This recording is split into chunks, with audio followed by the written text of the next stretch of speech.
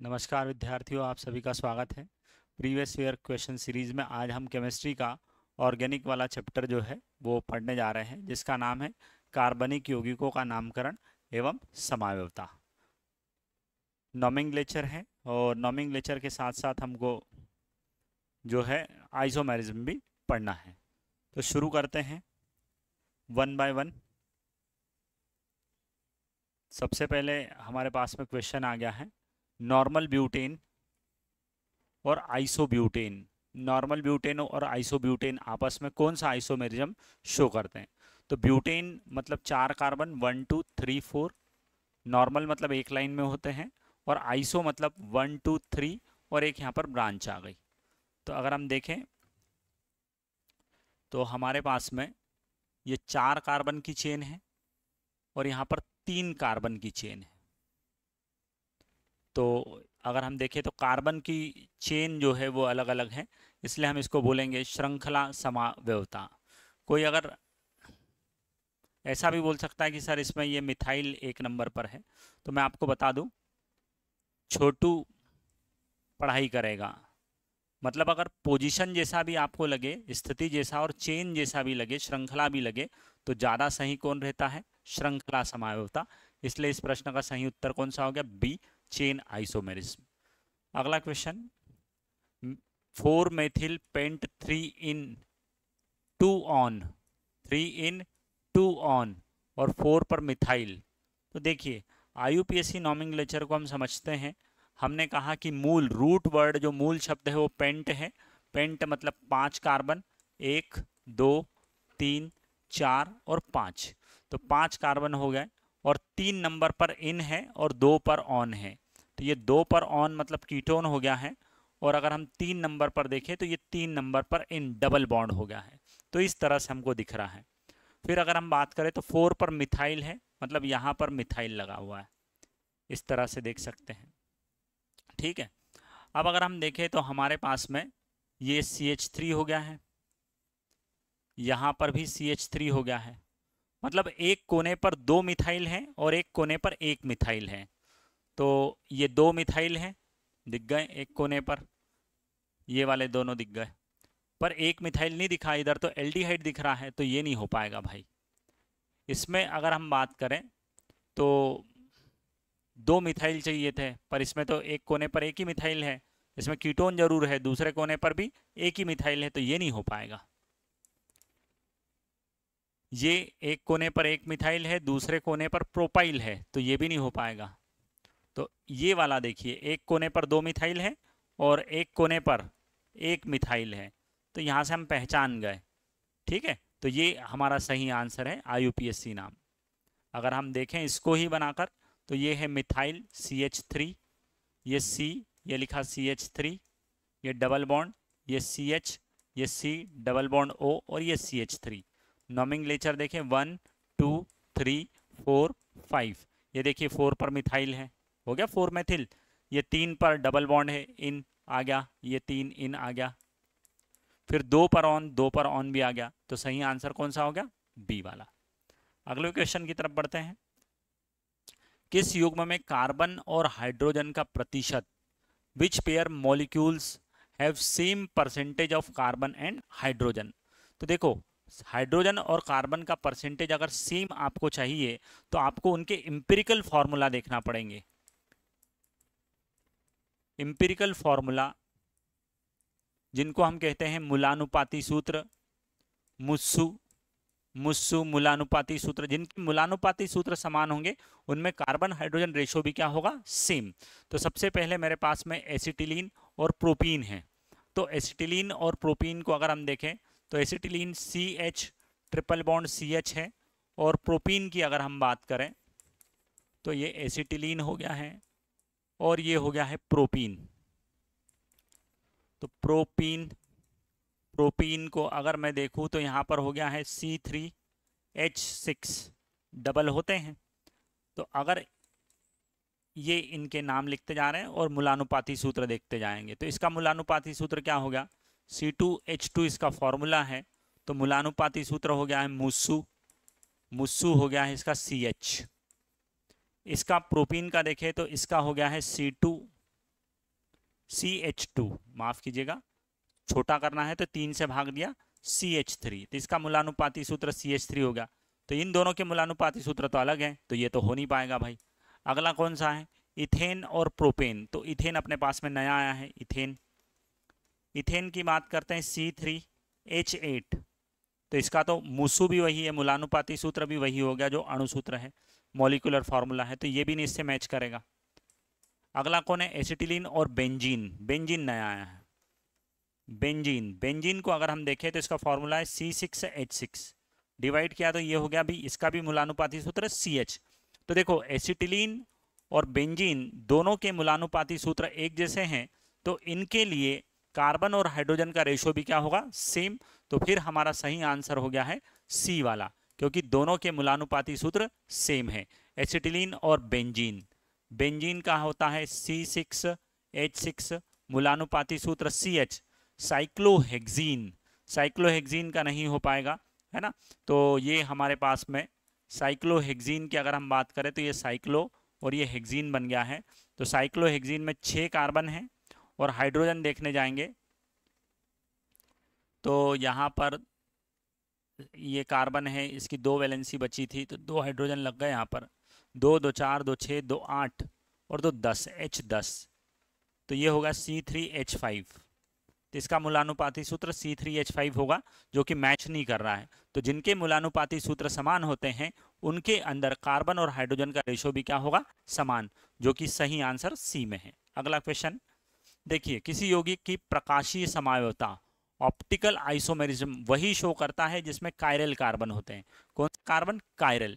Chiral carbon या chiral carbon जिसकी चारों वैलेंसी अलग होती है। देखो इस कार्बन को देखो, इस कार्बन के साथ में 2 तो हाइड्रोजन आ गए भाई, ये नहीं हो पाएगा। इस कार्बन के साथ भी 2 हाइड्रोजन आ गए, ये नहीं हो पाएगा। इस कार्बन के साथ फिर 2 हाइड्रोजन आ गए, ये नहीं हो पाएगा। इस कार्बन के साथ 3 क्या हो गए, हाइड्रोजन, नहीं हो पाएगा कायरल कार्बन। इसको देखते हैं, ये वाला कार्बन नहीं हो पाएगा, ये वाला कार्बन देखो, हाँ भाई इसके बारे में सोच सकते हैं।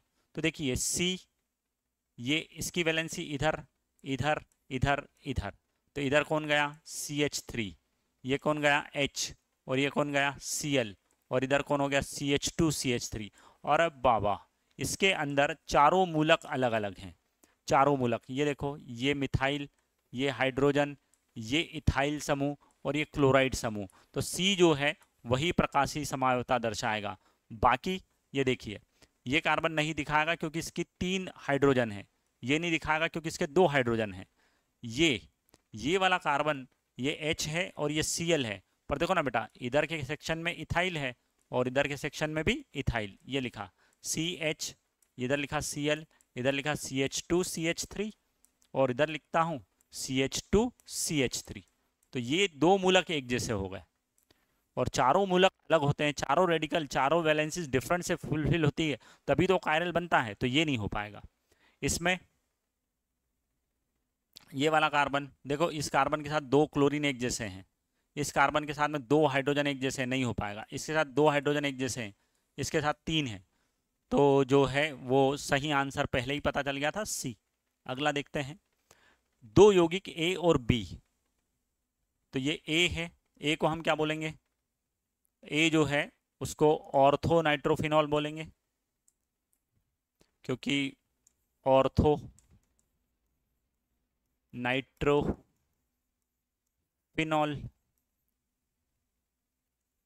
है ना। और इसमें क्या है, ये ऑक्सीजन और ये नाइट्रोजन के बीच में बंध बन रहे हैं, ऑक्सीजन और नाइट्रोजन के बीच में नहीं बन रहे हैं, यहाँ पर बंध बन रहा है, ये ऑक्सीजन और ये नाइट्रोजन के हाइड्रोजन के साथ। आपने पढ़कर रखा है हाइड्रोजन बन फोन के साथ बनता है, तो हाइड्रोजन पर घर घर में ही बना रहा है, घर घर में बना रहा है, मतलब इंट्रा हो रहा है, इंट्रा मतलब अंतः हो रहा है, अंतः, इंट्रा मतलब अंतः, और अंतः हो रहा है। और इधर जो है बी, बी की हम बात करते हैं, तो ये बी जो है दूसरों के साथ बना सकता है, दूसरों के साथ बना सकता है, दूसरों के साथ बना रहा है मतलब इंटर बना रहा है, इंटर, इंटर बना रहा है मतलब अंतर आणविक हाइड्रोजन बंध बना रहा है। तो ये घर घर में बना रहा है और घर के बाहर बना रहा है। तो घर के बाहर जो बना रहा है उसका नाम क्या है, पैरा नाइट्रोफिनॉल, पैरा नाइट्रोफिनॉल। तो जो दूसरों के साथ में बनाता है उसका क्वथनांक ज़्यादा है, तो इसका क्वथनांक पैरा वाले का क्वथनांक बॉइलिंग पॉइंट इसका ज़्यादा है। किसके कंपैरिजन में? इसके कंपैरिजन में, मतलब ऑर्थो वाले का क्वथनांक बॉइलिंग पॉइंट कम है, इसका कम है, क्योंकि इसके अंदर अंतः पाया जाता है इंट्रा मॉलिक्यूलर हाइड्रोजन बॉन्डिंग, और इसमें इंटर पाया जाता है अंतर अंतर, ये कारण है। तो अब हमसे पूछा क्या है? ए का क्वथनांक, द बॉइलिंग पॉइंट ऑफ ए का, ए मतलब इसका, बी से क्या होगा? तो भाई इसका होगा ज़्यादा और इसका होगा कम, तो ए का क्वथनांक बी से कम होगा, लोअर देन बी, इसलिए सही आंसर कौन सा हो गया? बी वाला, लोअर देन बी। तो ये और भी क्वेश्चन यहाँ पर, तो आप आंसर दे सकते कि भाई ऑर्थो में क्या होता है, पैरा में क्या होता है। तो ऑर्थो में अंतरा बनते हैं और पैरा में इंटर या अंतर बनते हैं, है ना। इसमें दो अलग अलग अणुओं के बीच में बंध बनता है, और इसमें एक ही अणु के अंदर बंध बनता है, इसलिए इसको बोलते हैं इंट्रा, और दूसरों के साथ बनता है इसलिए इसको बोलते हैं इंटर। चलो अगला क्वेश्चन देखते हैं। 1 ब्यूटीन 3 आइन में सिग्मा और पाई बंध। देखो ब्यूटीन 1 2 3 और ये 4, 1 पर इन है तो ये विन डबल बॉन्ड, 3 पर आइन है, ये 3 पर ट्रिपल बॉन्ड आइन लगा दिया, और अब इसकी वैलेंसी बची है 2, तो ये H, इसकी बची थी 1, ये H, इसकी तो कुछ भी नहीं बची थी गरीब की, इस गरीब की कितनी बची? H। अब आप तो पहले से ही जानते हो, क्या क्या जानते हो, कि ये सिग्मा 3 4 5 6 और 7 सिग्मा हैं। कितने हैं? 7 सिग्मा, अरे बी में ही दिख गए। और पाई कितने हैं? 1 2 और 3, तो 3 पाई 7 सिग्मा, ये मेरा क्या हो गया है? आंसर। अगला क्वेश्चन देखते हैं। Full form of DDT. देखो डीडीटी का फुल फॉर्म होता है, डी मतलब डाई, डाई क्या? Die chloro diphenyl, die chloro diphenyl, और टी का मतलब होता है ट्राई क्लोरो, और फिर क्या आता है? इथेन। तो ये उसका मैंने स्ट्रक्चरल फॉर्मूला भी आपके सामने बना दिया। ये एक कार्बन, ये दो कार्बन है, इसलिए हमने क्या बोला? इथेन। अब इस इथेन के एक कार्बन के साथ में 3 क्लोरीन लगे हैं, इसलिए क्या बोल दिया? Try chloro. ट्राई क्लोरो के बाद में दूसरे इलाके पर देखिए, ये है क्लोरोफेनिल, तो ये हो गया फेनिल, और साथ में कौन लगा है? क्लोरो। कितनी बार लगा? 2 बार, तो ये लिखा 2 बार का डाई, और डाई क्लोरोफेनिल, तो die chloro diphenyl trichloro ethane, और ये उसका स्ट्रक्चरल फॉर्मूला, ये है डीडीडी का फुल फॉर्म। अगला क्वेश्चन, निम्नलिखित में से कौन सा aromatic, which of the following are aromatic, कौन सा एरोमेटिक है? तो एरोमेटिक कौन सा होगा, ये हमसे पूछ लिया है, तो एरोमेटिक कौन सा होगा? बी वाला होगा। क्यों बी वाला होगा? क्योंकि इसमें 2 पाई इलेक्ट्रॉन है, 2 pi electron, 6 pi electron, 10 pi electron जिनमें होते हैं, वह हकल के नियम का पालन करते हैं, और वो क्या बनते हैं? एरोमेटिक। इसमें देखो 4 पाई इलेक्ट्रॉन है, ये एक बंद मतलब 2 इलेक्ट्रॉन, तो 4 पाई इलेक्ट्रॉन हो गए, तो ये नहीं हो पाएगा। हाँ, ये इसमें 2 पाई इलेक्ट्रॉन है, तो ये हो गया। इसमें कितने पाई इलेक्ट्रॉन है? 4 पाई इलेक्ट्रॉन, तो ये भी नहीं हो पाएगा, इसमें पाई इलेक्ट्रॉन है ही नहीं। तो जिसमें 2 pi electron, 6 pi electron, 10 pi electron होते हैं, वही क्या होते हैं? एरोमेटिक। एरोमेटिक की बात करें तो एरोमेटिक के अंदर अनुनाद रेजोनेंस भी होता है। दूसरी इंपॉर्टेंट बात कि जो द्विबंध है वो अपना स्थान लगातार बदलता है, डीलोकलाइज्ड होता है, द्विबंध लगातार घूमते रहता है, और जिसके कारण अतिरिक्त स्थायित्व इसके अंदर आता है, अतिरिक्त स्थायित्व। चलो आगे बढ़ते हैं। निम्नलिखित यौगिक में से कौन सा ज्यामितीय जियोमेट्रिकल आइसोमेरिज्म, जियोमेट्रिकल आइसोमेरिज्म कौन शो करेगा, ये पूछा है। तो देखो जियोमेट्रिकल आइसोमेरिज्म शो करने के लिए सबसे पहली बात तो डबल बॉन्ड होना चाहिए, तो ये CH, ये लगा हमारे पास में CH 2 बार लिखा है, तो ये CH, तो ये 2 हो गए, ये H और ये H, और ये हो गया COOH, और ये हो गया COOH। अब यहां पर हम देखते हैं तो ये है B वाला CH2 डबल बॉन्ड CH2, और यहाँ पर लग रहा है COOH, तो यहाँ पर नहीं हो पाएगा। फिर C2H5Br, C2H5Br, एक मिनट इनको फिर से बनाते हैं।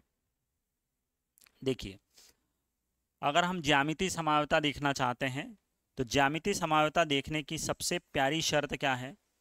प्यारी शर्त यह है कि पहली बात द्विबंध होना चाहिए। द्विबंध वाले कार्बन पर हम बात कर रहे हैं, द्विबंध वाले कार्बन पर, तो द्विबंध वाले कार्बन के पास में, द्विबंध वाले कार्बन के पास में दोनों संयोजकताएं अलग अलग तरह से पूरी होना चाहिए। तो पहले तो ये देखते हैं, CH डबल बॉन्ड O और ये है CH3, ये शो ही नहीं कर पाएगा, एक तो ये डिलीट हो गया। फिर C2H5Br, CH ये CH3, ये CH2 और ये Br, ये भी शो नहीं करेगा क्योंकि इसमें द्विबंध है ही नहीं। तो ये दो C और D तो गायब हो गए। अब मेरे पास बचे कितने? दो ऑप्शन बचे, A और B वाला। अब देखो B वाले के पास चलते हैं। CH2 कितनी बार है? 2 बार। और फिर क्या लिखा है? COOH, तो ये लिखा CH2, ये डबल बॉन्ड, ये CH2 और ये लगाया COOH। देखिए, इस कार्बन के पास में दो मूलक एक जैसे जुड़ गए हैं, और एक कार्बन मूलक अगर एक जैसे जुड़ जाते हैं, अरे ये CH2 हो ही नहीं पा रहा है,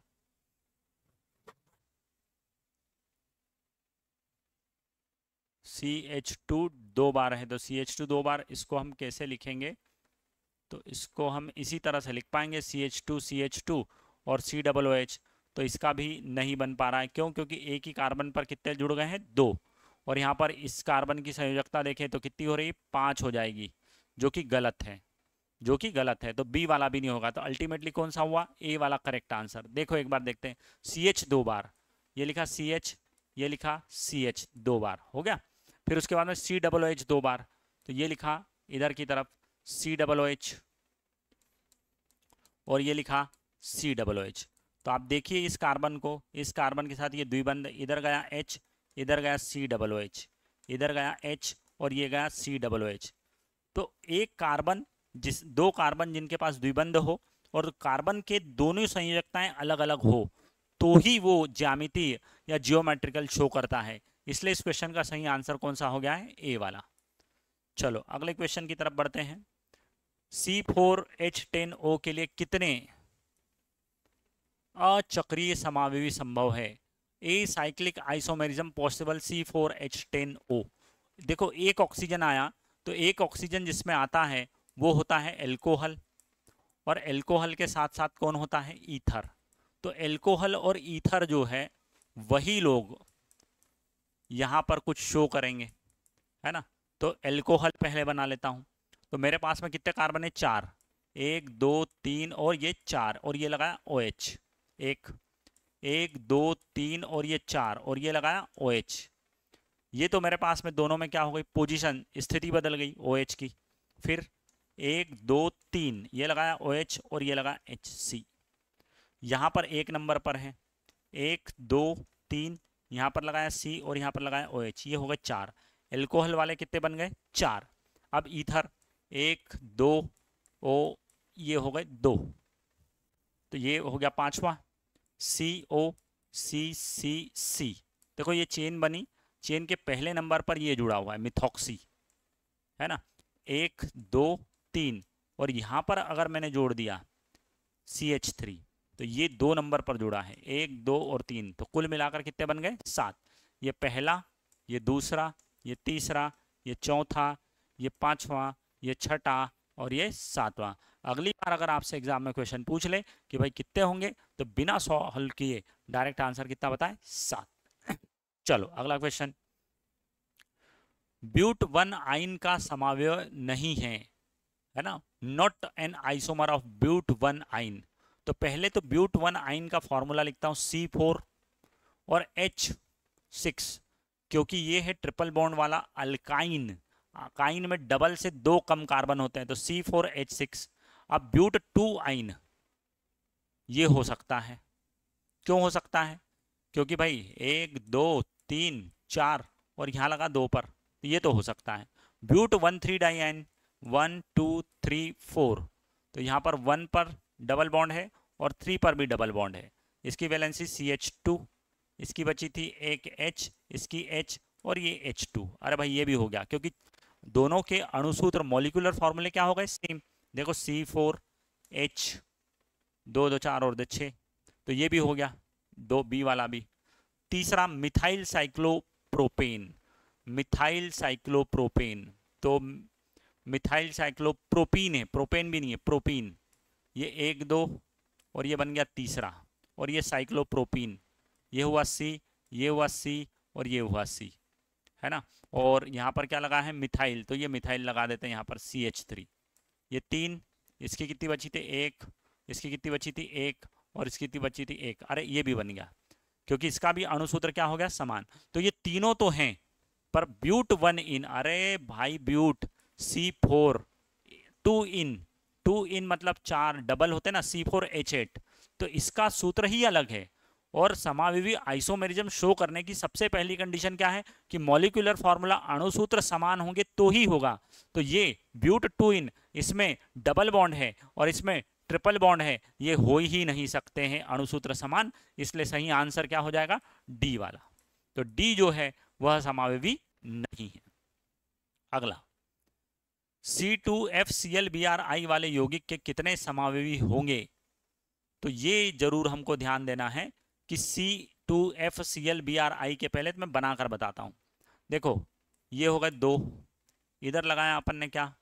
फ्लोरीन, इधर क्लोरीन, इधर ब्रोमीन और इधर आयोडीन, है ना। फिर एक बार और यहाँ पर फ्लोरीन, क्लोरीन की जगह क्या लगा दो? ब्रोमीन, और इधर क्या लग गया? तो इधर लग गया है क्लोरीन और इधर लग गया है आयोडीन। फिर यहाँ पर 2, देखो भाई फ्लोरीन के साथ किसकी किसकी बारी हो गई? क्लोरीन भी आ गया, ब्रोमीन भी आ गया, पर आयोडीन रो रहा था तो ये आयोडीन। अब 2 इधर बचे, तो क्लोरीन और ब्रोमीन। ये 3 हैं, ये 3 अगर हम बात करें तो 3 इसके अपोजिट भी बनेंगे। सिस, अगर ये सिस तो उधर क्या बन जाएंगे? ट्रांस। अगर हम बात करें इसका नाम बनाएं, है ना, इसका नाम बनाए तो इसका नाम क्या बनेगा? नाम बनाने का तरीका क्या है कि भाई सबसे पहले किसको महत्व दो? ब्रोमीन को, तो ये ब्रोमो, 1 ब्रोमो, फिर 2 क्लोरो, और फिर 2 फ्लोरो और 1 आयोडो, और इथीन, एथीन, ये नाम बन गया इसका, इथीन, इथीन, ये हो गया। इसका नाम अलग आएगा। अब अगर हम इसकी बात करें तो इन दोनों में भारी कौन है? तो इन दोनों में भारी ये वाला है, इन दोनों में भारी ये वाला है, तो ये कौन सा फॉर्म हो गया? सिस। इसको पलट दूंगा, पलट दूंगा तो क्या बन जाएगा? ट्रांस। तो ये और इसका ट्रांस रूप हो जाएगा 2। इसका नाम बनाते हैं, इसका नाम क्या है? 1 ब्रोमो,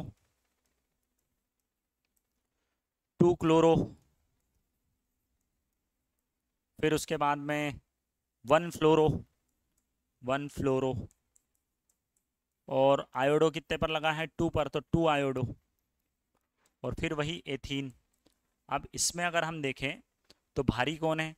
तो इन दोनों में भारी ये है, इन दोनों में भारी कौन है? ये है, तो ये कौन सा हो गया? ट्रांस रूप। और इसका एक और वर्जन आएगा जिसको हम क्या बोलेंगे? सिस। तो ये एक और इसका एक, 2, तो 2 और 2 कितने हो गए? 4। इसी तरह से इसका बनाते हैं। देखो इसमें 1 ब्रोमो, 1 क्लोरो, 2 फ्लोरो,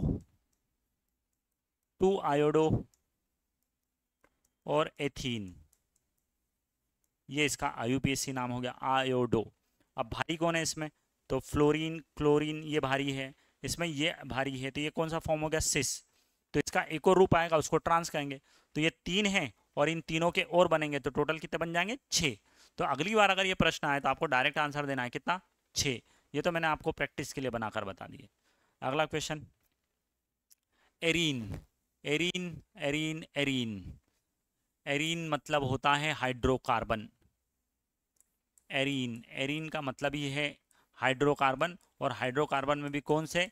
एरोमेटिक, एरोमेटिक, एरोमेटिक, तो एरोमेटिक हाइड्रोकार्बन जो है उनके बारे में पूछा है कि कौन सा उनका कैरेक्टर नहीं है।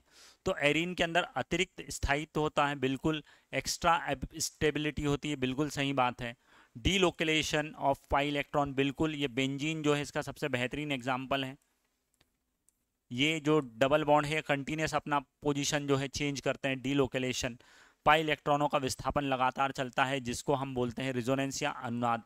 तो ये भी होता है, ये भी होता है और ये भी होता है।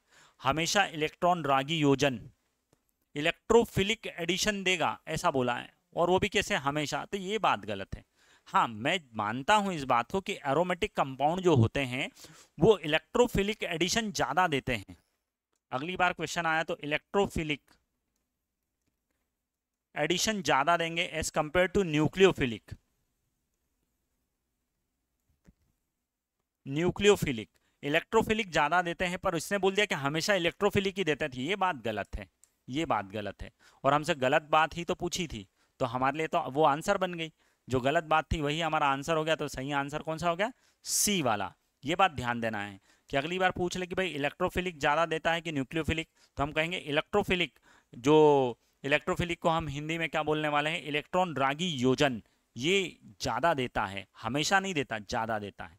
इसलिए इसका सही आंसर कौन सा हो गया? सी वाला। अगला क्वेश्चन, आईयूपीएसी नाम बताना है इसका। कितने कार्बन है? किधर से नंबरिंग दूं? उधर से जिधर से जल्दी मिले। तो जल्दी इधर से मिल रहा है, 1 2 3 4 5 6। तो 6 कार्बन का क्या लिखेंगे? हेक्स, सब में आ गया। फिर इन इन कितने नंबर पर लगा है? तो इन लगा है 3 नंबर पर, 3 इन। और 1 का क्या आएगा? आइन, 1 आइन। तो कौन सा हो गया? ए वाला। हेक्स 3 इन 1 आइन। एक बार चेक कर लेते हैं, जल्दबाजी में कहीं गलती ना हो। 1 2 3 4 5 6। एक नंबर पर ट्रिपल बॉन्ड है, एक नंबर पर ट्रिपल बॉन्ड है, पर लिखते किसको हैं? गलती देखो, मैंने क्या कहा था, गलती ना हो जाए। तो लिखने में पहले किसको लिखते हैं? डबल बॉन्ड को। डबल बॉन्ड को लिखा तो पहले कौन लिखेंगे? 3 इन, तो वो आ गया 3 इन, ये देख लीजिए। फिर किसको लिखेंगे? आइन को, तो वो 1 आइन। इसलिए सही आंसर कौन सा हो गया? ए वाला। जल्दबाजी नहीं करना है। चलो अगला क्वेश्चन, आणविक सूत्र C4H10 वाले स्टाइरीन के एक अणु में कितने युग्म पाई इलेक्ट्रॉन पूछा बच्चों। How many pair of pi electrons in the molecule of styrene. अब स्टाइरीन का पहले तो अणु देखो, फिर पाई इलेक्ट्रॉन गिनेंगे। तो देखिए, अगर हम बात करें तो ये हमारे पास में बेंजीन है, और ये यहाँ पर अगर हम देखें तो C, और ये डबल बॉन्ड, ये CH2। तो इसी का नाम है स्टाइरीन। स्टाइरीन में देखो कितने, 1 2 3 4 5 6 7 और 8। 8 पाई इलेक्ट्रॉन है, पर मुझसे पाई टोटल थोड़ी ना पूछे, मुझे तो पेयर पूछा है, युग्म पूछे हैं, युग्म। तो कितने युग्म है? तो बोले 4 युग्म। सही आंसर कौन सा हो गया? डी। सबसे सिंपल सवाल, बस स्टाइरीन का फॉर्मूला याद होना चाहिए। अगला, इस फॉर्मूले के अंदर सिग्मा और पाई बॉन्ड कैलकुलेट करना है। In this formula sigma and pi bonds calculate करना है। तो देखो 1 2 3 4 5 6। सबसे पहले तो ये बनाया हमने बेंजीन। फिर ये यहाँ पर अगर हम देखें तो C डबल बॉन्ड O, और ये है CH3। ये 1, ये 2 और ये 3। अब ये वाले कार्बन की कितनी वैलेंसी हो गई? 1 2 3। यहाँ पर क्या लगा दिया? Double bond. यहाँ पर डबल बॉन्ड, और यहाँ पर भी डबल बॉन्ड। ये कार्बन की एक बची थी तो एक लगा दिया, इस कार्बन की एक बची, एक लगाया, एक यहाँ पर लगाया, एक यहाँ पर लगाया, एक यहाँ पर लगाया। अब गिनना ही तो बचा है, गिन डालेंगे, अभी गिन डालेंगे। सबसे पहले क्या गिन लेते हैं? सिग्मा और पाई तो एक जैसे ही है। ये पाई, 2 पाई, 3 पाई और ये 4 पाई। सबसे इंपॉर्टेंट क्या गिनना बच गया अपन को? तो अपन को गिनना है सिग्मा। 1 2 3 4 5 6 7 8 9 10 11 12 13 और 14। 14 के बाद में 15 16 और 17। 17 17 17 डी वाले में सिग्मा बॉन्ड 17 है और 4 पाई बॉन्ड है। तो सही आंसर कौन सा हो गया? डी वाला। अगला क्वेश्चन देखते हैं। IUPAC system of nomenclature which has the first introduce the year 1947 में, जब हमारा देश आज़ाद हुआ तभी IUPAC सिस्टम आया। Is use to name of organic compound, बिल्कुल according to set of rules. A hydrocarbon is incorrectly given the IUPAC name. एक का गलत नाम दे दिया है 3,3 डाई इथाइल ब्यूटेन। तो पहले तो ब्यूटेन लिखता हूँ, 1 2 3 और 4, ये 4 हो गए। और 3 पर यहाँ पर और यहाँ पर इन्होंने क्या लगाया? इथाइल। तो C और CH2 और ऊपर लग गया CH3, और यहाँ पर CH2 और यहाँ पर लग गया CH3। और फिर इसका करेक्ट IUPAC नाम पूछा। तो करेक्ट IUPAC नाम में क्या है? नॉमेनक्लेचर का पहला रूल क्या है? Longest carbon chain. तो इन्होंने ऐसी चेन सिलेक्ट करना था, ये चेन सिलेक्ट हो गई। 1 2 3 4 5। 3 नंबर पर एक कार्बन वाला कौन है? मिथाइल। और इधर कौन है? तो इधर है 2 कार्बन वाला इथाइल। तो 3 पर कौन है? मिथाइल। और 3 पर कौन है? इथाइल। तो पहले लिखेंगे इथाइल को 3 इथाइल 3 मिथाइल और 5 कार्बन की चेन का पेंटेन। तो करेक्ट आंसर कौन सा हो जाएगा? डी वाला। चलो अगले क्वेश्चन की तरफ बढ़ते हैं। वही पूछा हुआ है, गलत नाम। तो ये हो गया 3 एथिल 4 मेथिल पेंटेन, है ना। चलो अगला क्वेश्चन। अरे दादा, hydrocarbon given straight chain of carbon atoms, branch chain and or closed ring of carbon atoms, identify the number of 1 degree and 3 degree carbon atoms in given compound. इस compound में, ये hydrocarbon का एक compound है, इस compound में carbon परमाणुओं की सीधी श्रृंखला, साकी श्रृंखला या कार्बन परमाणुओं की संवृत वलय हो। दिए गए यौगिक में 1 डिग्री और 3 डिग्री कार्बन परमाणुओं की संख्या निकालना है। तो पहले तो इसको लिखें, CH3, ये बनाया CH2, इसको बनाया C के ऊपर जो है CH3 एक लगेगा और एक CH3 दूसरा लगेगा। आगे बढ़ाएं तो ये आ गया CH, और इस CH के पास में फिर एक CH3 इधर लगा और एक CH3 इधर लगा। अब डिग्री के बारे में तो हम जानते हैं कि जितनों से जुड़ा हो वही उसकी डिग्री है। तो गरीब की 1, इसकी डिग्री 2, इसकी डिग्री 4, इसकी 1, इसकी भी 1, इसकी कितनी है? तो इसकी 3 है, इसकी 1 और इसकी भी 1। तो मुझसे पूछा क्या है? 1 डिग्री कितने हैं और 3 डिग्री कितने हैं। तो 1 डिग्री वाले गिनता हूँ। 1 डिग्री कार्बन 1 2 3 4 और 5। तो 1 डिग्री वाले 5 है, और 3 डिग्री वाले, तो 3 डिग्री वाला तो 1 ही है। 5 1 1 डिग्री वाले 1 डिग्री वाले 1 डिग्री वाले कितने हैं? 5 बी वाले ऑप्शन में। और 3 डिग्री वाले कितने हैं? 1। तो 3 डिग्री कार्बन 1 और 1 डिग्री कार्बन 5, ये सी ऑप्शन में है। इसलिए करेक्ट आंसर कौन सा हो गया? सी वाला। अगला क्वेश्चन देखते हैं। C2H4Cl2, C2H4Cl2 ये क्या है? मॉलिक्यूलर फॉर्मूला है, मूल अणु सूत्र है। मॉलिक्यूलर फॉर्मूला क्या है?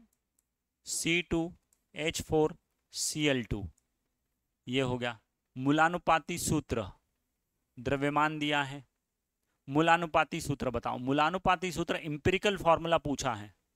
सिंपल करना है तो सिंपल करना हो तो इसको डिवाइड कर दूंगा ना 2 से, CH2Cl, ये फॉर्मूला बन गया। तो यही तो है मूलानुपाती सूत्र, इंपेरिकल फॉर्मूला। क्या हो गया? CH2Cl। कहाँ पर है? कहाँ पर है? कहाँ पर? अच्छा, बी में है, तो B is the correct answer. अगला क्वेश्चन। कौन सा युग्म कार्बनिक यौगिकों का कार्यात्मक नॉट फंक्शनल आइसोमेरिज्म, कौन सा जोड़ा फंक्शनल आइसोमेरिज्म नहीं शो करता है? तो चालू करते हैं। ये कौन है? एल्डिहाइड। और ये कौन है? एल्कोहल। और अगर आइसोमेरिज्म शो करना हो तो पहली शर्त क्या है? अणुसूत्र, मॉलिक्यूलर फॉर्मूला समान हो।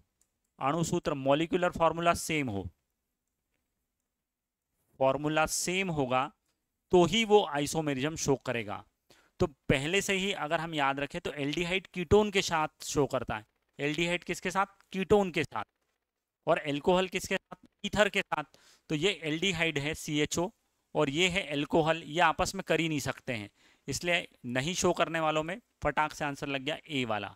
कौन सा लग गया है? ए वाला। बाकी आप मैच कीजिए, सबके मॉलिक्यूलर फार्मूला सेम होंगे, इन दोनों के नहीं है।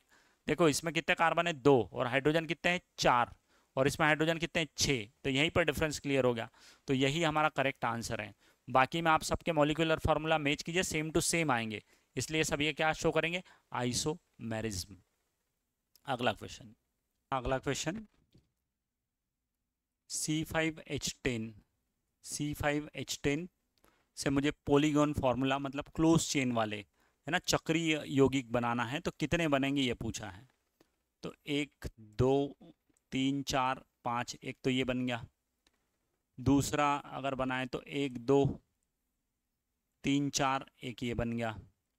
तीसरा 1 2 3, ये 2 बन गए, दोनों इधर मिथाइल चले गए, तो ये तीसरा बन गया। चौथा ये 3 का, एक इधर और एक इधर, ये बन गया। और ये एक इधर और एक इधर, तो इस तरह से टोटल कितने बन गए? 5। तो इस क्वेश्चन का सही आंसर कौन सा हो गया? सी वाला। चलो अगले क्वेश्चन की तरफ बढ़ते हैं। Arrange the following conformers of butane in decreasing order of their stability. उनकी स्थिरता के घटते हुए क्रम में ब्यूटेन के समविन्यासियों को व्यवस्थित कीजिए। तो देखिए ब्यूटेन के 4 समविन्यासी हैं आपके सामने। एक होता है फुल्ली एक्लिप्स्ड, जिसमें एक दूसरे को पूर्णतः ढक लेते हैं इस तरह से, और इस तरह से फुल्ली एक्लिप्स्ड पूरी तरह से। ये देखो ये पार्शली एक्लिप्स्ड है, मछली जल की रानी है, ढका नहीं है पूरी तरह से, आप पूरा ढक लिया है ना, तो फुल्ली एक्लिप्स्ड होता है। बीच वाला जो सेक्शन है वो गॉच है। तीसरा वाला एक्लिप्स्ड है, और एक्लिप्स्ड के बाद में तीसरा वाला, चौथे वाला होता है एंटी, जो दोनों एक दूसरे के बिल्कुल विपरीत दिशा में होते हैं। तो ये CH3 यहाँ लगा है, और उसके जस्ट विपरीत CH3 यहाँ लगा है। इसको बोलते हैं एंटी, एंटी को बोलते हैं प्रति। क्या बोलेंगे? प्रति। और सबसे ज़्यादा स्थायी जो है वह एंटी ही होता है, सबसे ज़्यादा स्थायी जो है एंटी है। और ये फुल्ली एक्लिप्स्ड, जिसको हम पूर्ण ग्रसित बोलते हैं या पूर्ण ग्रहणी बोलते हैं, यह सबसे कम स्थायी होता है। लीस्ट, सबसे कम, और ये है सबसे ज्यादा, मोर स्टेबल, मोर नहीं मोस्ट, सर्वाधिक स्थायी यही होगा, क्योंकि इसमें मूलक जो दोनों एक दूसरे के दूर दूर होते हैं। अब अगर हम देखें तो हमारे पास में यहाँ पर ये एंटी जो है इसको P से बोला है, एंटी को कहाँ से बोला है? P से, है ना। विरोधी समविन्यासी को कहाँ से दिखा है? P से। तो P जो है वो सबसे ज़्यादा स्थायी होता है, तो P सबसे ज़्यादा स्थायी है। और मुझे कहा है डिक्रीजिंग, घटते हुए क्रम में, तो घटते हुए में मतलब सबसे ज़्यादा स्थायी को पहले लिखना पड़ेगा, मतलब P सबसे ज़्यादा स्थायी है तो P पहले आ गया, तो उत्तर तो यही पता चल गया, D है। सबसे कम कौन है? तो सबसे कम फुल्ली D, ये एक्लिप्स्ड वाला है। एक्लिप्स्ड पूर्ण ग्रहणी, तो पूर्ण ग्रहणी को किससे दिखाया है? R से दिखाया है। तो सबसे आखिरी में कौन आएगा? R।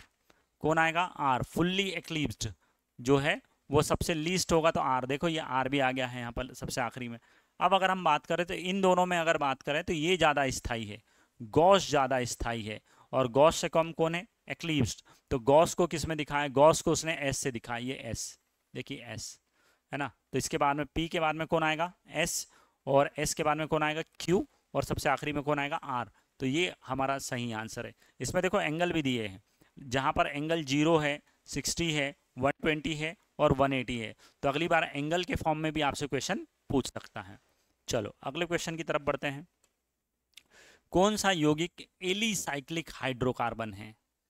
अब नियोपेंटेन की अगर हम बात करें तो इसमें 1 2 3 और ये 2, ये तो साइक्लिक है ही नहीं, ए साइक्लिक है, साइक्लोहेक्सेन। हाँ बच्चों ये साइक्लिक है, और हाइड्रोकार्बन है बिल्कुल साइक्लोहेक्सेन, तो B is the correct answer. Naphthalene और बेंजीन ये दोनों तो एरोमेटिक हैं, बेंजीन और नेप्थलीन दोनों कैसे हैं? एरोमेटिक। तो सही आंसर एलिसाइक्लिक का कौन हो गया? साइक्लोहेक्सेन। अगला क्वेश्चन, बेंजीन एक सुगंधित हाइड्रोकार्बन है जिसे पेट्रोलियम रिफाइनरी से प्राप्त किया जाता है। इसके उपयोग होते हैं, समतली षटकोणीय संरचना है, देखो ये याद रखो, समतलीय षटकोणीय संरचना है। बेंजीन में के एक अणु में सिग्मा और पाई बंधों का अनुपात बताना है। सिग्मा और पाई बॉन्ड है ना, बॉन्ड्स मॉलिक्यूल ऑफ बेंजीन, कौन से बॉन्ड बताना है, रेशो ऑफ सिग्मा और पाई का। तो पहले तो बेंजीन देखो, 1 2 3 4 5 6, ये बेंजीन। डबल बॉन्ड अल्टरनेट में होते हैं, ये डबल बॉन्ड लग गए, ये हाइड्रोजन लग गए। अब गिनते हैं सिग्मा और अब गिनते हैं पाई। तो सिग्मा कितने हैं, तो 1 2 3 4 5 6 7 8 9 10 11 12। तो सिग्मा हो गए 12, पाई कितनी हो गई, पाई हो गई 3, 1 2 3, हाँ 1 2 3, तो पाई हो गई 3, 12/3 अनुपात 4/1। तो सही आंसर कितना होगा, 4/1।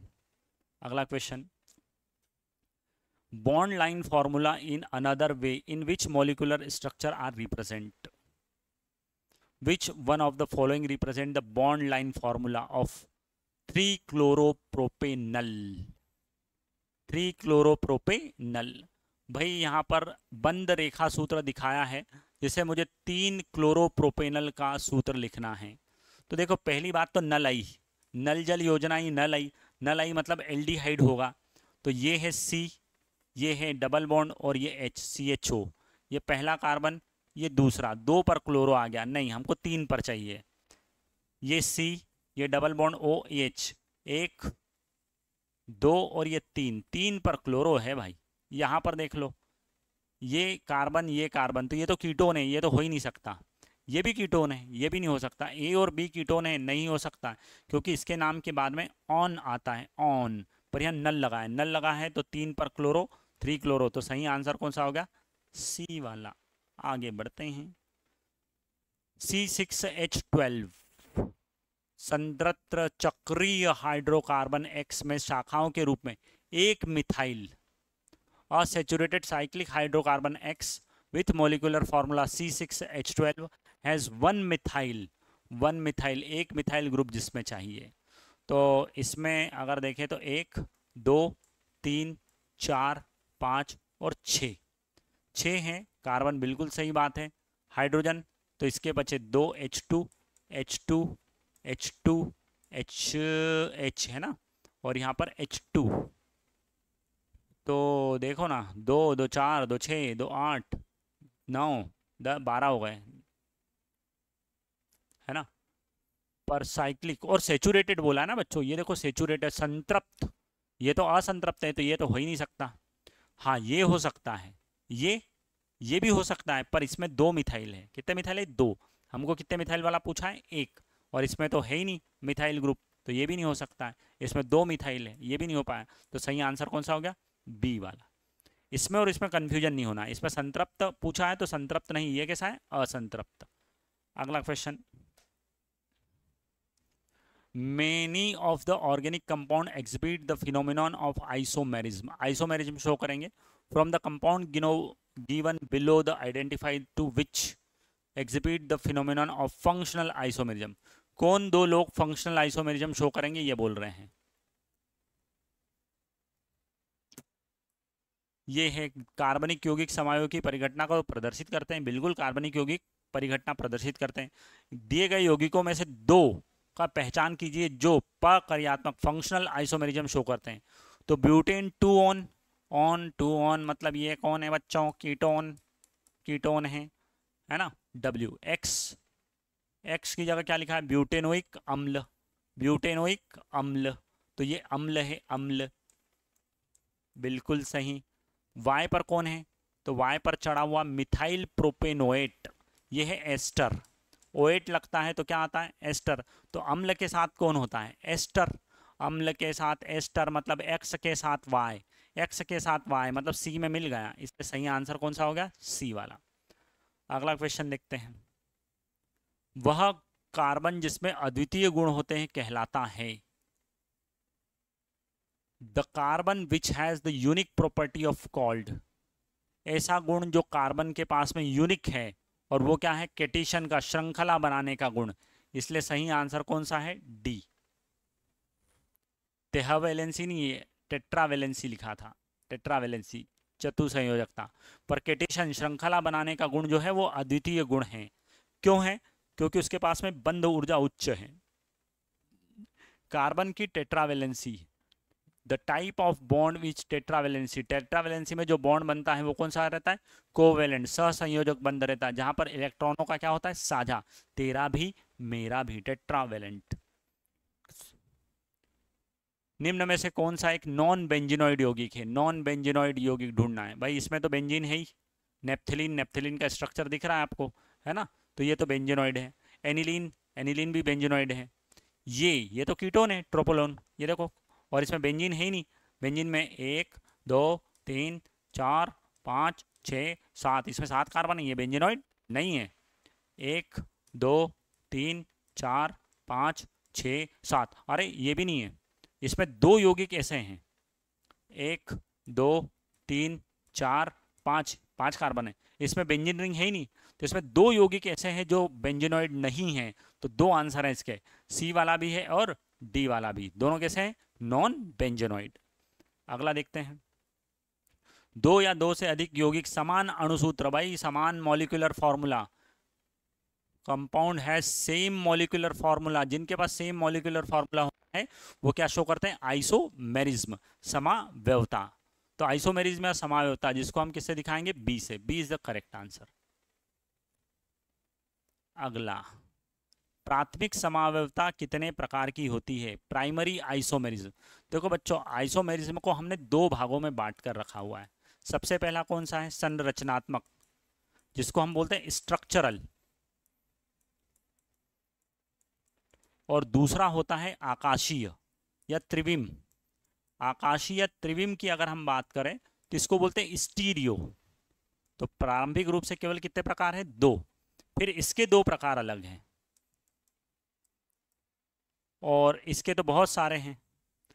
रीना डार्लिंग, तुम एफएम बजाओ, छोटू पढ़ाई करेगा। ये ring chain, tautomerism, functional metamerism, chain, और ये पोजीशन। तो इसमें 6 हैं, और इसके कितने हैं? 2। 2 में भी फिर यहाँ 2 और आएंगे, एक आएगा ज्यामिति, जियोमेट्रिकल और ऑप्टिकल। तो ये आइसोमेरिज्म। तो प्राइमरी रूप से तो केवल कितने टाइप है? 2, इसलिए करेक्ट आंसर कौन सा हो गया? ए वाला। अगले क्वेश्चन की तरफ मूव करते हैं। नोनीन का सूत्र है, नोनीन, नोनीन मतलब 9 कार्बन होंगे, और क्या लगा है? इन लगा है, देखो ना बच्चों, इन, इन मतलब डबल, C9H18, C9H18। तो करेक्ट आंसर कौन सा हो गया? ए वाला। चलो अगला क्वेश्चन देखते हैं। निम्नलिखित में से किस कार्बनिक यौगिक का सामान्य सूत्र एनीसॉल है? एनीसॉल, एनीसॉल का फॉर्मूला देखो, ऐसा रहता है एनीसॉल, तो ये हो गया C6H5, ये हो गया CO, और ये CH3। किस में दिखा? बी में? नहीं, नहीं नहीं नहीं, सी में। C is the correct answer. This is the structural formula of anisole. अगला, मेथॉक्सीप्रोपेन और खालिस्तान मेटामेरिज्म शो करते हैं। मेथॉक्सीप्रोपेन और कौन? तो मेथॉक्सीप्रोपेन के साथ में अगर हम बात करें तो मेटामेरिज्म में क्या होता है? बहु संयोजी फंक्शनल ग्रुप के दोनों ओर डिफरेंट डिफरेंट मूलक रहते हैं। तो इथॉक्सी इथेन, तो ये इथॉक्सी इथेन है, और ये मिथॉक्सीप्रोपेन, 1 2 3, तो ये हो गया मेथॉक्सीप्रोपेन, और नीचे वाला आ गया एथॉक्सी एथेन। तो ये दोनों आपस में क्या शो करेंगे? मेटामेरिज्म। इसलिए सही आंसर कौन सा हो गया? ए वाला। कौन से वाला? ए वाला। चलो अगला क्वेश्चन देखते हैं। Number of oxygen atoms present in pyran, ये लिखा है, पायरान में मौजूद ऑक्सीजन परमाणुओं की संख्या कितनी है? देखो मैं तुम्हारी मदद के लिए फॉर्मूला रखा है, अगर आपको फॉर्मूला याद है तो आप आसानी से बता सकते हो। कितने ऑक्सीजन है? 1 सिंगल। तो सही आंसर कौन सा हो गया? ए वाला। ठीक है, तो ये यहाँ पर अगर हम बात करें तो मेरे हिसाब से लगभग अब समाप्त हो गया है। तो ये हमारा नॉमेनक्लेचर और आइसोमेरिज्म वाला टॉपिक यहाँ पर समाप्त होता है। आप सभी बढ़िया से तैयारी करते रहें। आप सभी को बहुत बहुत धन्यवाद।